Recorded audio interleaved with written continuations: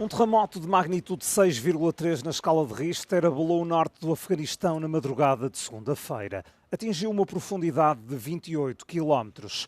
O epicentro foi perto da cidade de Mazar-i-Sharif, que tem cerca de 500 mil habitantes. البته شهیدان هم تقریبا د شلو څخه پورته دي د معلومات تر اوسه پورې ابتدایي ارقام دي زموږ د ژغورنې ټیمونه همدارنګه روغتیايي ټیمونه په سیمه کې موجود دي د افغانستان اسلامي امارت د عامه روغتیا وزارت د رهبرۍ لوري ټول روغتونونو ته امر شوی ترڅو اماده اوسیږي. Parte da Mesquita Azul em Mazar-i-Sharif ficou danificada. Trata-se de um monumento do século XV, considerado um dos mais sagrados do Afeganistão.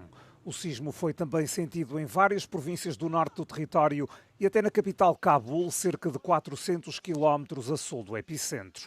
Houve falhas no fornecimento de energia em todo o país. Todos os hospitais da área mais atingida estão dedicados ao tratamento dos feridos. Em entrevista exclusiva à Euronews, o antigo secretário-geral da NATO, Anders Fogh Rasmussen, instou os membros da aliança a aumentarem o fornecimento de armas para ajudar os ucranianos a defenderem-se dos ataques russos. In my opinion, we should increase the delivery of weapons. For instance, the Germans should deliver long-range Taurus missiles.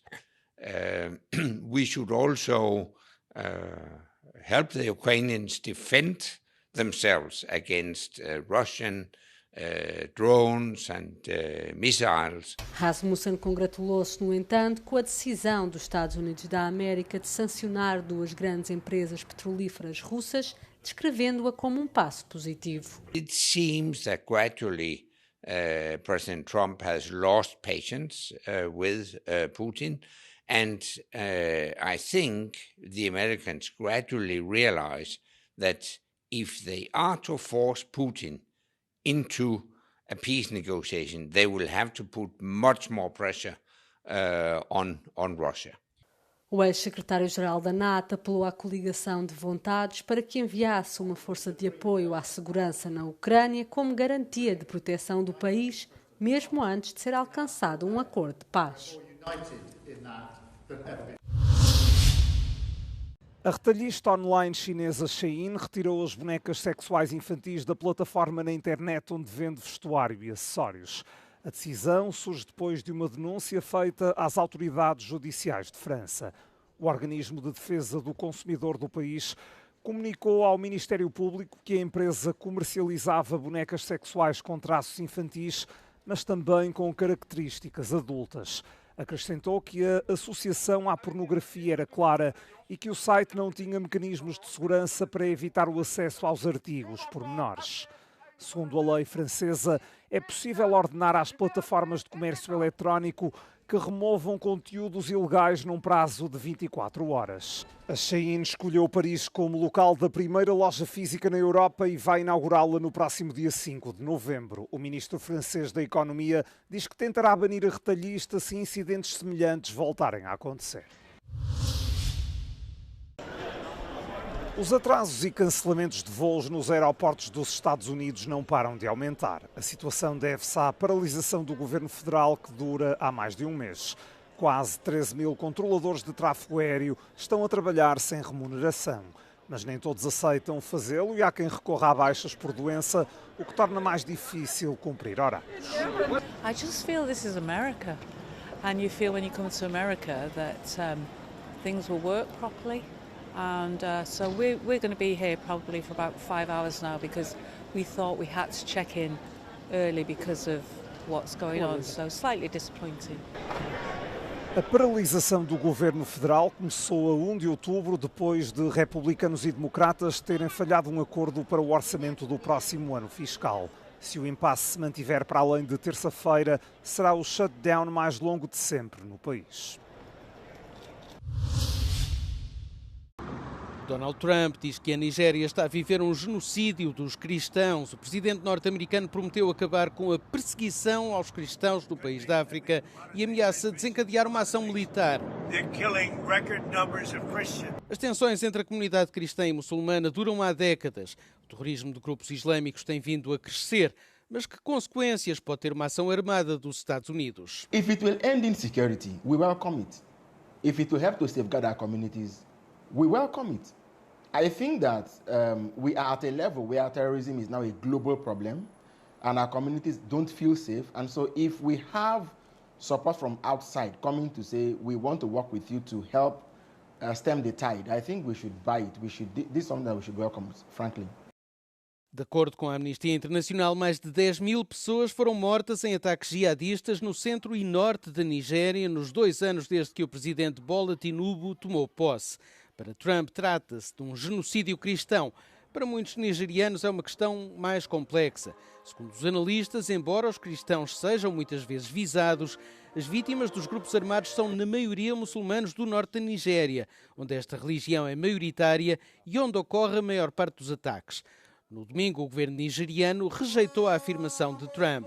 Numa declaração publicada na rede social X, Tinubu diz que a caracterização da Nigéria como um país religiosamente intolerante não reflete a realidade nacional. Um porta-voz do presidente nigeriano diz que os Estados Unidos não têm legitimidade para levar a cabo uma ação unilateral no país. O Peru anunciou na segunda-feira o corte das relações diplomáticas com o México. A decisão foi tomada após a antiga primeira-ministra peruana, Betsy Chávez, ter pedido asilo na embaixada mexicana no país. Em 2022, as autoridades acusaram de Chávez de participar num golpe de Estado juntamente com o ex-presidente Pedro Castillo. Lima pretende condenar Chávez, que era primeira-ministra de Castillo na altura, a uma pena de até 25 anos de prisão.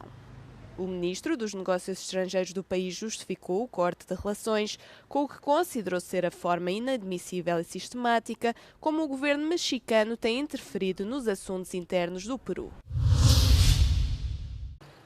A atuação da União Europeia nas negociações preparatórias da COP30 foi considerada frustrante por especialistas.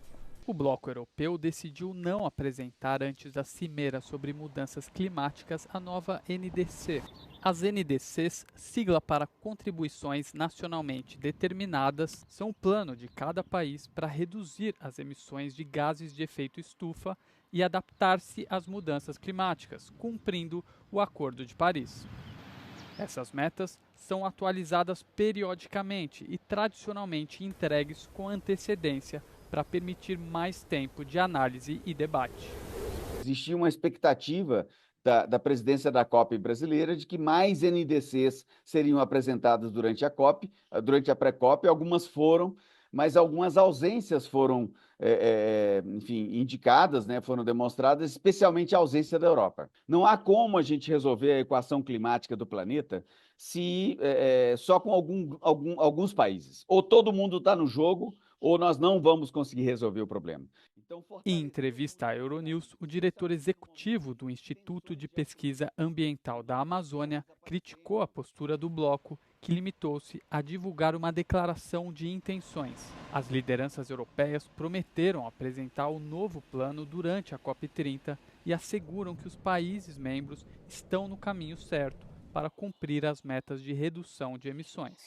Eu acho que, apesar das incertezas, o planeta tem que avançar. A mudança climática não vai parar e esperar a guerra acabar ou esperar a definição das tarifas acontecerem para ela demonstrar sua força. A força da mudança climática já está sendo demonstrada na forma de incêndios, na forma de secas, na forma de enchentes, na forma de incerteza para os investimentos. A ONU divulgou esta semana um relatório com balanço de 64 NDCs entregues até setembro. Mesmo sem a contribuição atualizada da União Europeia, o documento indica que as emissões globais devem atingir o pico antes de 2030 e começar a cair até 2035. A COP30 arranca a 10 de novembro em Belém do Pará, no Brasil. Alguns dos residentes mais queridos de Lisboa estão de volta à cidade, os Pinguins de Magalhães. Após meses de uma longa renovação do espaço que pretende recriar o seu habitat, Estes pequenos animais que fazem as delícias dos visitantes do Oceanário de Lisboa estão agora de regresso ao lar.